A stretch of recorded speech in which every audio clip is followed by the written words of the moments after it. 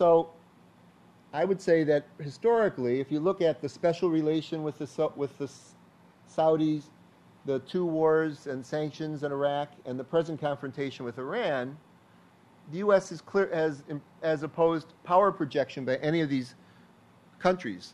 Some of them can't project power, right?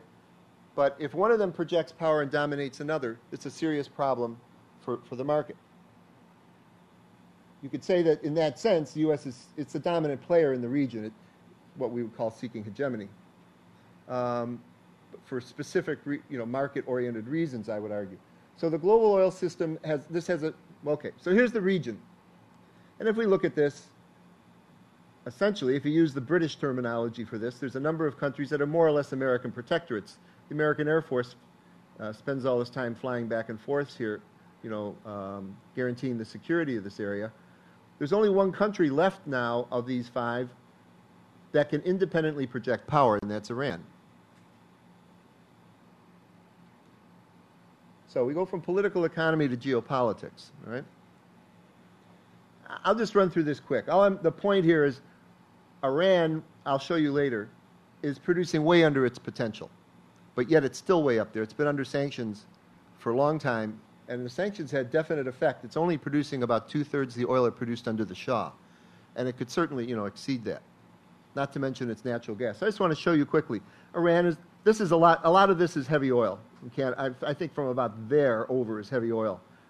So Iran is number 3 in heavy oil, probably 2 in light oil. Number 4 in actually production, even though it's under sanctions. Gas reserves, last year, Iran is number 2 in the world in gas reserves. Very little of it they've been able to actually develop. If you kind of you can imagine making a metric putting these two together. I don't actually do it, but with Iran number 2 here and number 3 here, they end up ranking at least as high as Saudi Arabia. Russia, on the other hand, drops down over here, see, in its oil, or Venezuela, for example, they're both kind of mid-range. Iran is really up there. Iran's natural position would be to be the second or third powerhouse in the world for oil and gas. And that's going to last, for decades. All right? So here's the situation. This was the Shah, Carter's jawboning. Well, here, all right. The revolution. This is the history the top line is the production of oil.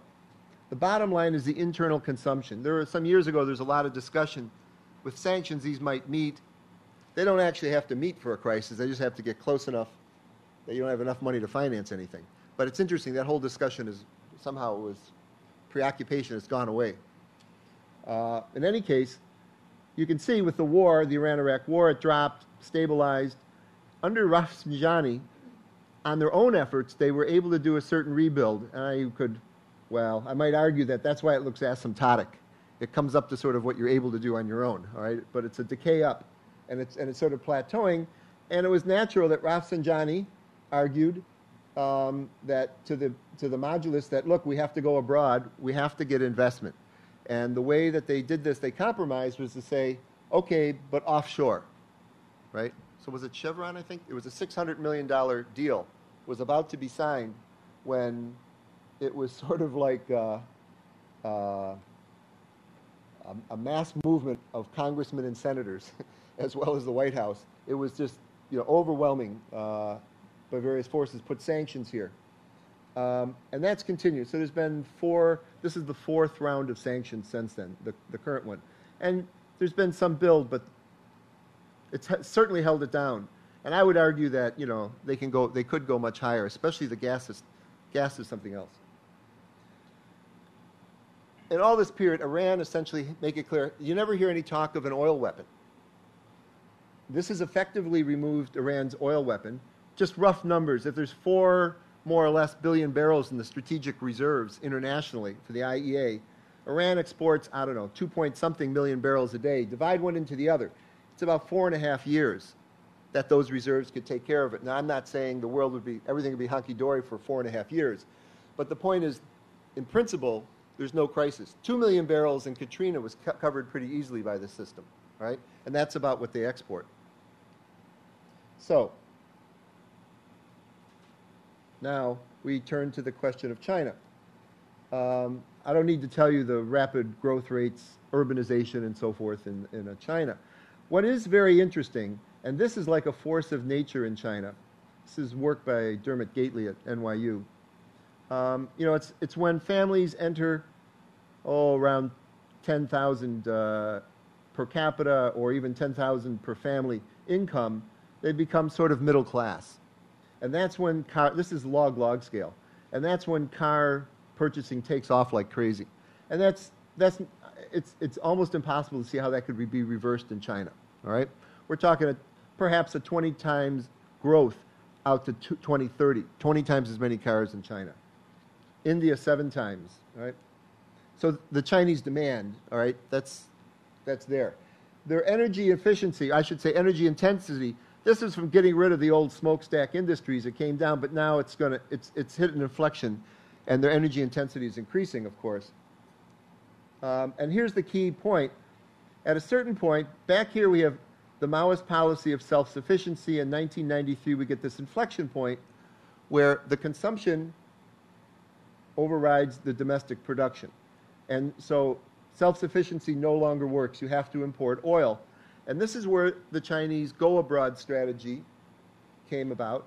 And there was these national oil companies were given license or sent abroad to get oil and bring it home, to go out and get oil, equity oil. So I want to give you an idea of how successful have they been, because there's a lot of this discussion. The Chinese are out there overrunning the oil sector, okay? Whoops, what did we do? Well, this is data to 2006. They produced 48% of their own oil at home in that year. These things got screwed up today, but look at the tips of them. The tips are what counts.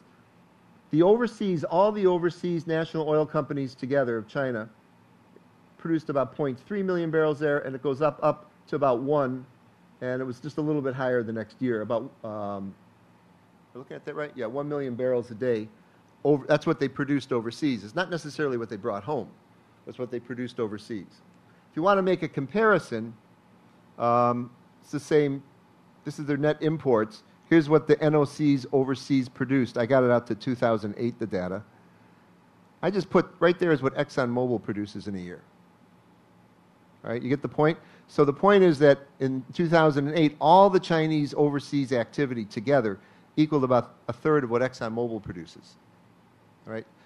Now, there's reasons for this. They have the same equity access problem everybody else does. They have other ways of going around it, state-to-state things. But they're a latecomer. Just like when Total was first formed, or Eni was first formed. They had to go out, and all the other guys had already had the deals for future oil.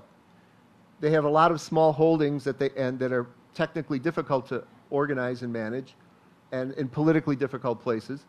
And technologically, they're not up there with the majors either, with the biggest majors. So they face real problems. So now I'm trying to get in now to the issue of their view of energy security and how this starts to connect with Iran and the Gulf, okay?